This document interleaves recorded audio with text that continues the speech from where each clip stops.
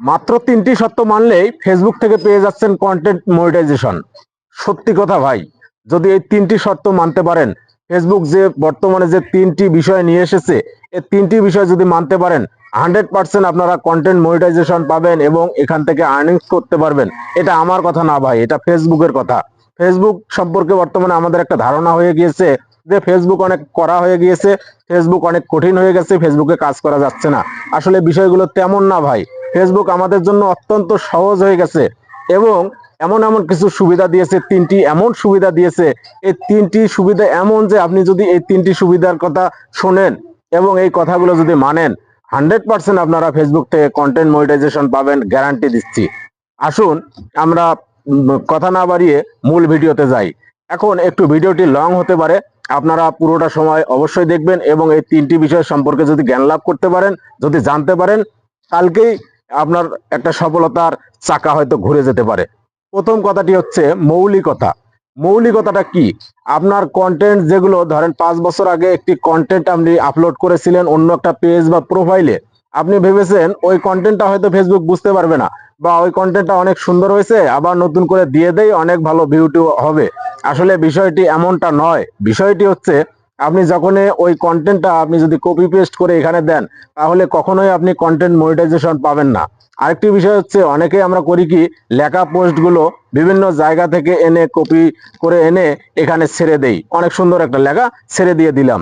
এটা হচ্ছে আমাদের সবচেয়ে বড় ভুল।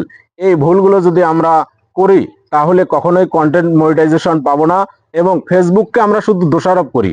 আপনারা দেখেন, আমাদের কিন্তু কাজে হচ্ছে ফেসবুককে দোষারোপ করা, যে ফেসবুক আগের মতো নেই, ফেসবুকে ইনকাম কমিয়ে দিছে, এ হয়েছে সে হয়েছে। আসলে বিষয়টা সেটা নয়। শুধুমাত্র যদি আপনি উন্নত মানের কন্টেন্ট আপলোড দিলেই যে আপনি ভাইরাল হয়ে যাবেন, কন্টেন্ট মনিটাইজেশন পাবেন, আর্নিংস করতে পারবেন, বিষয়গুলো কিন্তু তেমন না। আপনাকে ফেসবুকের যে গাইডলাইনগুলো আছে, যে নিয়ম কানুনগুলো রয়েছে, সেগুলো তো মানতে হবে ভাই। সেগুলো না মানলে অহেতুক আপনারা দিন পার করে এইভাবে ফেসবুকে সময় দিয়ে কিন্তু লাভ হবে না। 2 নম্বর পয়েন্টটি হচ্ছে হিংসাত্মক বা ঘৃণা ছড়ানো পোস্ট।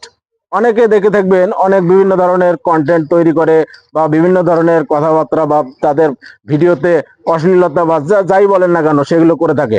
আমাদের উচিত নিজের ভালোটা বোঝা। আমি যদি নিজের ভালোটা না বুঝি, নিজের ভালোটা কি, সে একটা বাজে কিছু করেছে, ওটা দেখে আমাকে ওখানে নাক না গলালেই হলো। আমার কন্টেন্ট আমাকে ভালো করতে হবে। আমি ফেসবুকে কোনো ধরনের হিংসাত্মক কোনো পোস্ট করব না, বা ঘৃণা ছড়ানো কোনো পোস্ট করব না, কোনো মন্তব্য করব না, কারো পোস্টে গিয়ে বাজে মন্তব্য করব না। এই দিকটি যদি আমরা নিরাপদে থাকতে পারি, আমাদেরকে সঠিক রাখতে পারি, তাহলে কিন্তু ফেসবুক থেকে কন্টেন্ট মনিটাইজেশন পাওয়া অনেক সহজ হয়ে যাবে। আর 3 নম্বর বিষয়টি হচ্ছে যোগ্য দেশ। যেহেতু এটা সবার জন্য কিন্তু আছে, বাংলাদেশে কন্টেন্ট মনিটাইজেশন অ্যাভেলেবল, মানে চালু আছে। এখানে এটা নিয়ে কিন্তু কোনো টেনশন নেই যে কন্টেন্ট মনিটাইজেশন নেই, এটা কিন্তু আমরা সবাই পাবো, এটা অ্যাভেলেবল যেহেতু আছে। তো আজকের ভিডিওটি এ পর্যন্তই। যদি আপনাদের ভিডিওটি ভালো লেগে থাকে, অবশ্যই বন্ধুদেরকে শেয়ার করে দিয়ে তাদেরকেও কন্টেন্ট মনিটাইজেশন পাওয়ার সুযোগ করে দেবেন এবং অর্থ উপার্জনের সুযোগ করে দিবেন। আজকের মতো এই পর্যন্তই। সবাই ভালো থাকবেন, সুস্থ থাকবেন। টাটা।